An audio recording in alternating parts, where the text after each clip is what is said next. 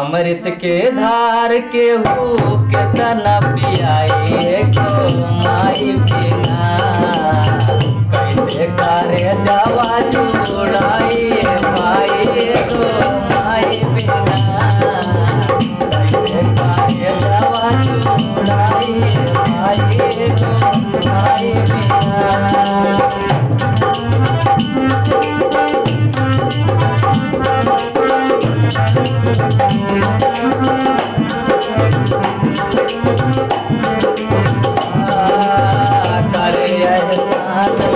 दुनिया देखावली बोले बतियावे और चल भी सिखावली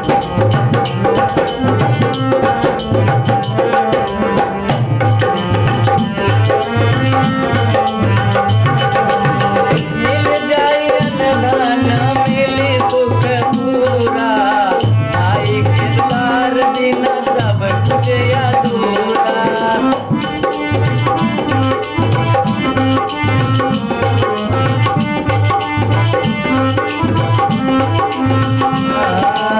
ओढ़ा के हो दूधवा पियाए गो माई बिना कैसे करे जावा जुड़ाई भाई गो माई बिना।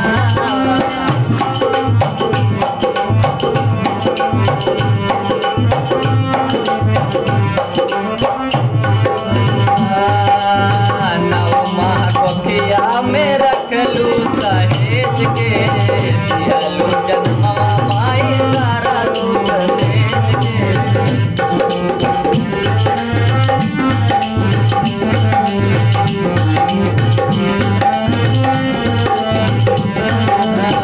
कैसे गिनाई तोहर कितना उपकार बा रोवा रोवा माई हो तोहार कर्जदार बा।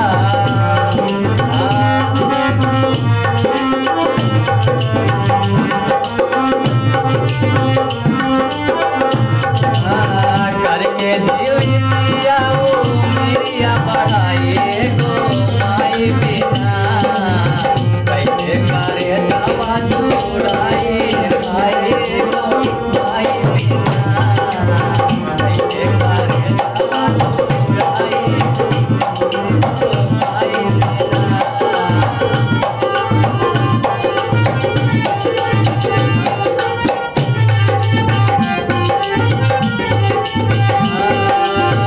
अमृत के धार के हो के तना पियाए गो माई बिना कैसे करे जावा जुड़ाई भाई गो माई बिना कैसे करे जावा